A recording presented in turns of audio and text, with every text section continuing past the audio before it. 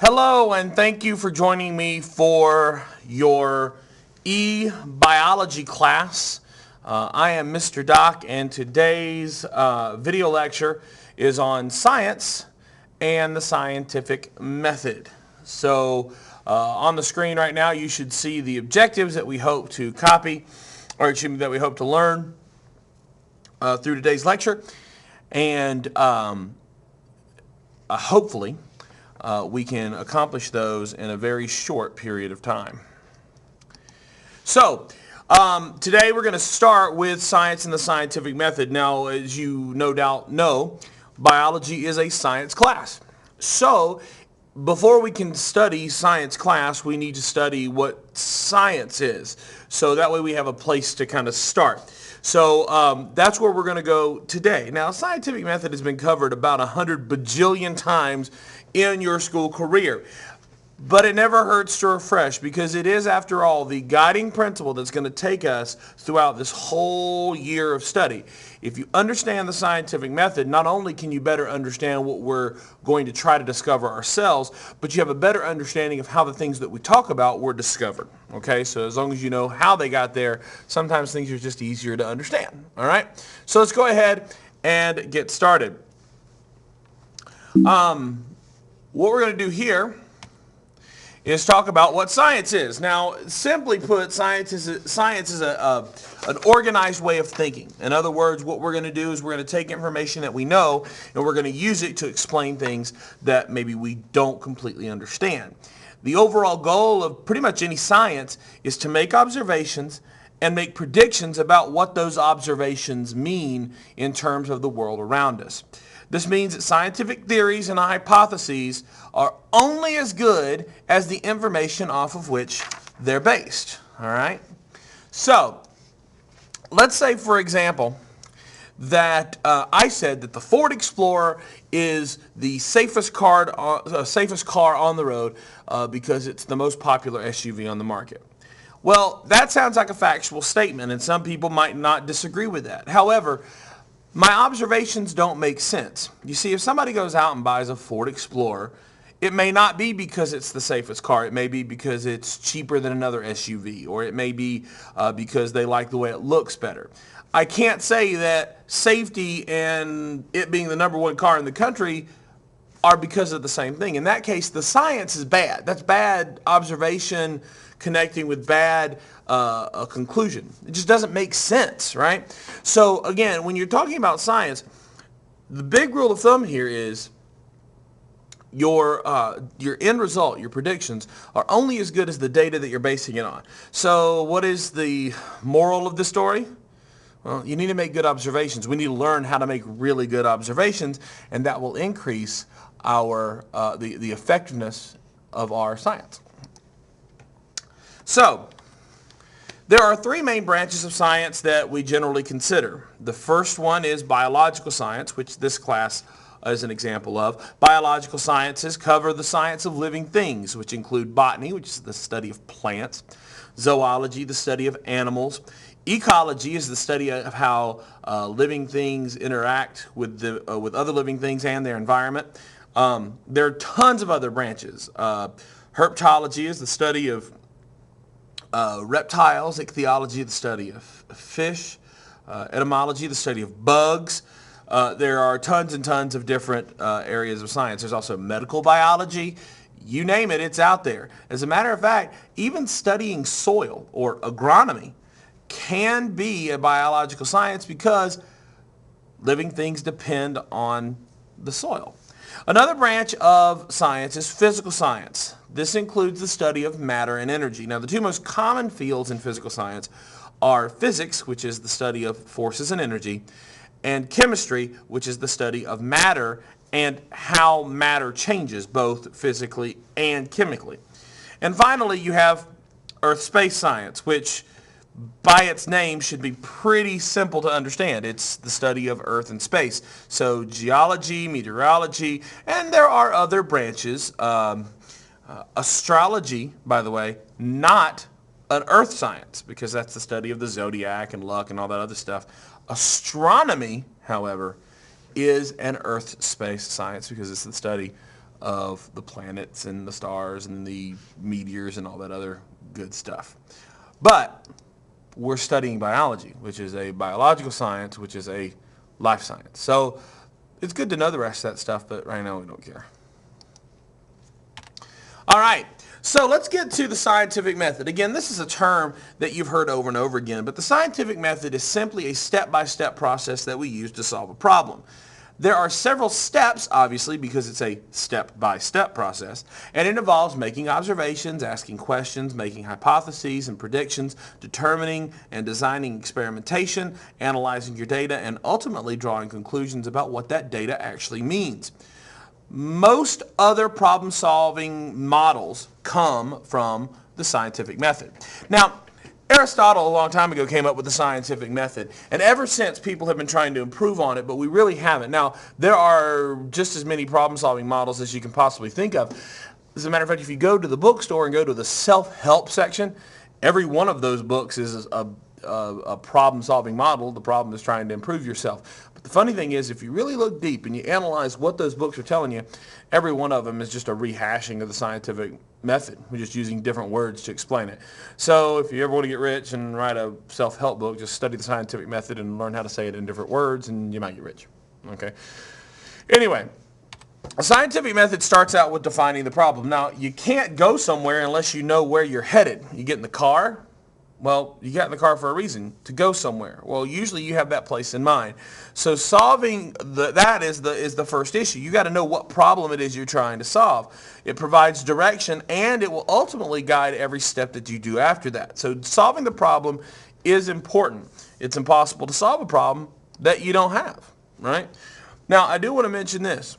A lot of times we think that that's the easy thing. The problem's there. Most teachers will give you a question, and the problem's right there on the piece of paper. Well, you have to find the right problem, okay? And that may sound weird, but let's say you get sick and you have a fever. Well, let's say the doctor just treats your fever. Well, the fever goes away and they stop treating your fever. Well, then the fever comes back. That means that the problem isn't the fever. The fever is a symptom of something else. The real problem is you got some sort of infection. Now, when we fix the infection, not only does the infection go away, but so does the fever, because that was what was causing the fever.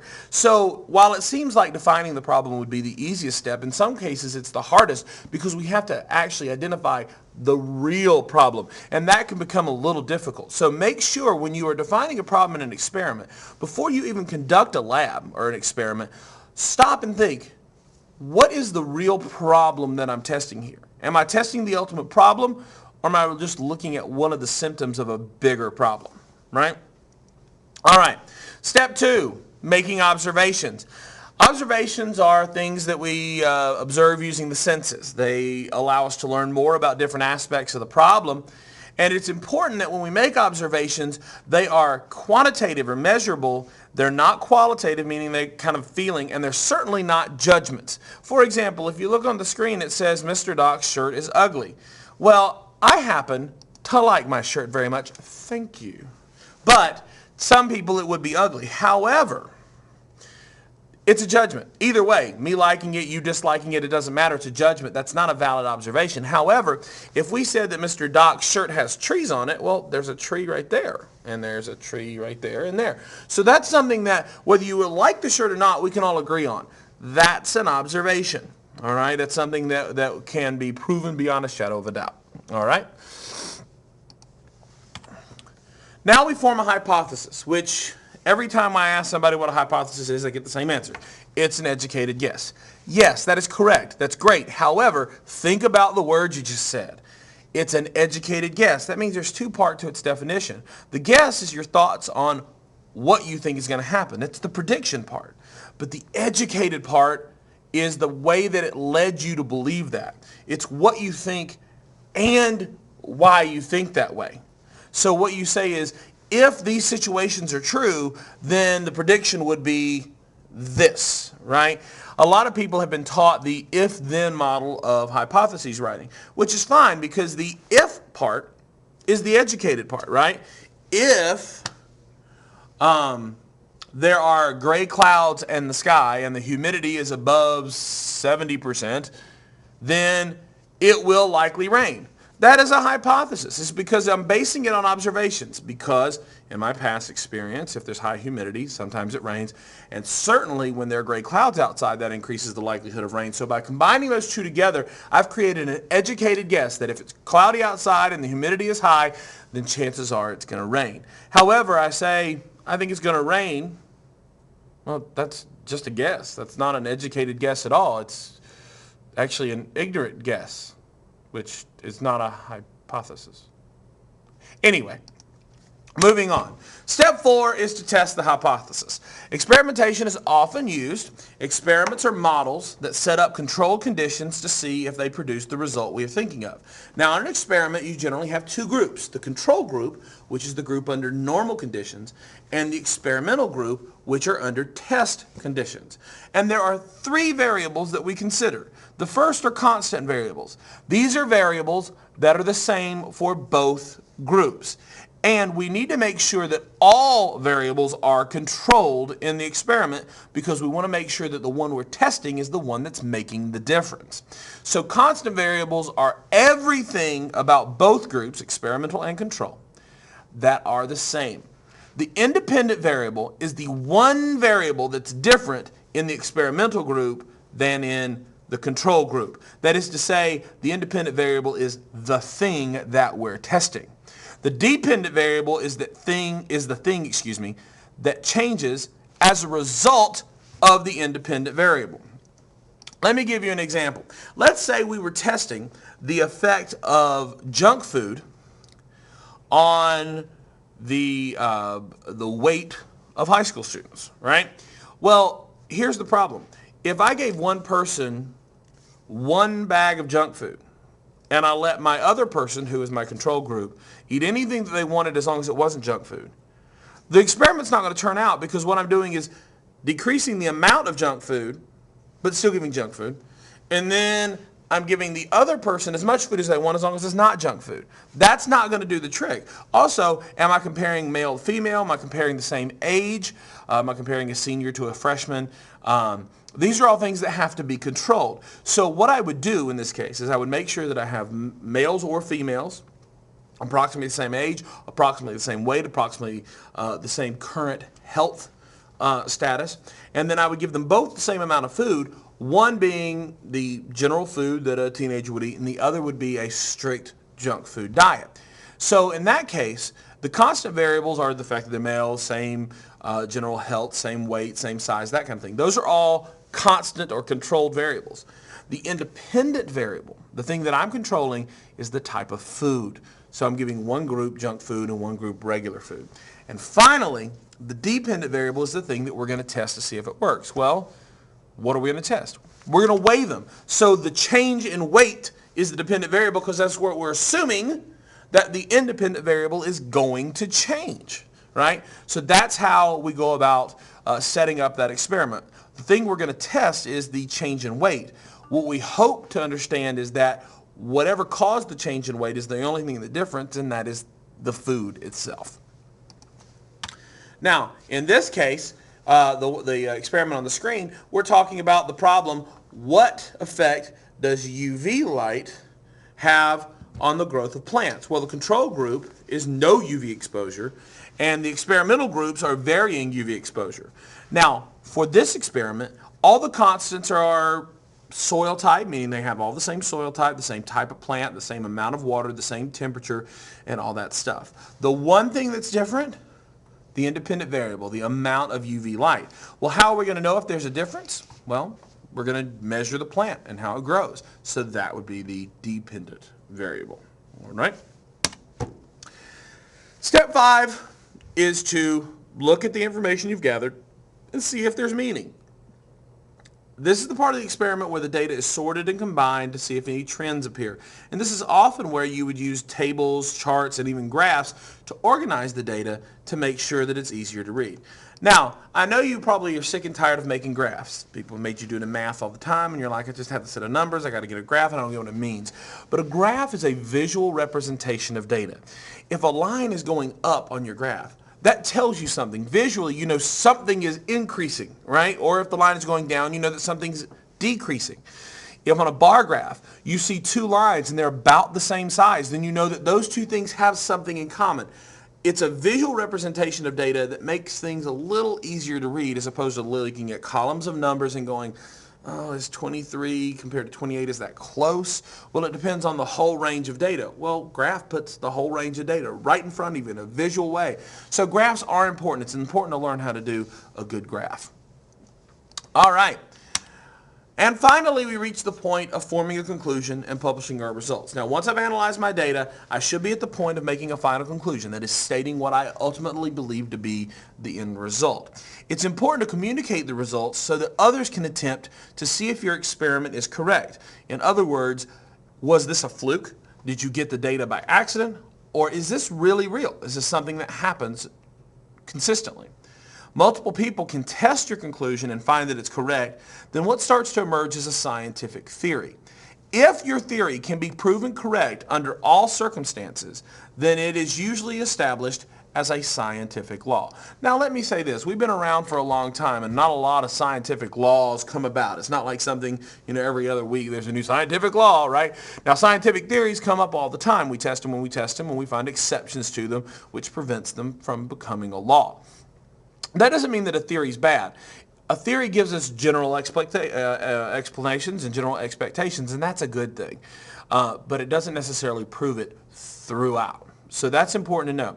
Another reason why it's important to communicate is because science wants to share discovery so that everybody can share in the discovery.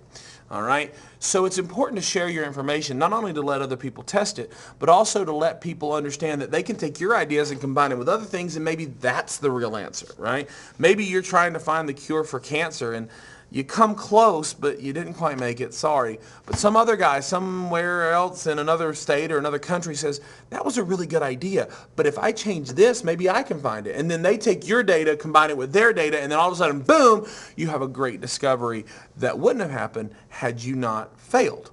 What? You're telling me that good can come out of failure? Absolutely. When you do an experiment and you don't necessarily get out what you expect, it doesn't mean that that experiment's a complete waste of your time. What it means is at least you know one thing that it's not, right? It's like taking a multiple choice question test. If every question has 4 options and you know every time that the answer is not D, then all of a sudden the test becomes a little bit easier because then you only have 3 options as opposed to 4, right? That's what is in failure in scientific experiments. It's okay to fail because sometimes a failure leads us to the next experiment, which will actually ultimately give us the right result. Let's go ahead and take a look at your objectives. First of all, what are the main steps of the scientific method? 1, define the problem. 2, make observations. 3, form a hypothesis. 4, test your hypothesis. 5, analyze your data. 6, conclude your results. And 7, publish your results. Remember that observations are used to form a hypothesis. That means that a hypothesis is an educated guess. We use those observations to support what we think is going to happen. The elements of a controlled experiment, there are 2 groups, the control group and the experimental group. The control group being the group that's close to normal conditions, and the experimental group is the group that we're testing. And remember that there are 3 different variables. Constants, which are the same for all of the groups. The independent variable, which is the one thing that we change, that's the one thing that we apply to the experimental group that we don't apply to the control group. And then the dependent variable is the thing that we're going to measure at the end of our experiment to see if it worked. Scientists use data to draw conclusions because at the end of our experiments, we have information. That information is ultimately new observations. And remember, we take our observations to form new information. So if consistently plants grow higher under UV light, the higher it goes, then we form the conclusion that more UV lights help plants grow. That would be a conclusion. A scientific hypothesis is an educated guess. It's based on your observations. It's an educated guess. However, a scientific theory has been tested over and over again, and it's widely believed to be true. That may mean that there have been proven exceptions, or it may be that we've not been able to prove exceptions, but we haven't been able to disprove exceptions. But a scientific hypothesis is simply an educated guess. A scientific theory is a tested guess that has stood the test of time. And finally, Communication in science helps prevent dishonesty and bias, because if other people are testing your experiment and they do it and they get the same results, then it indicates that your methods are actually pretty good. However, if you test something that, let's say, a drug company does, and their drug all of a sudden says that it solves this disease, well, you test it and it doesn't, and other people test it and it doesn't, then what we see is maybe the drug company has conducted an experiment and kind of put out there some fake data to support the sell, because then they make money, which is what they're out there to do anyway, right? So that's why it's important to communicate our results as well. This has been the first of many e-biology podcasts that we'll put together. You can always get them from mrdocsonlinelab.com. And I hope that it's helped. I'll see you next time online.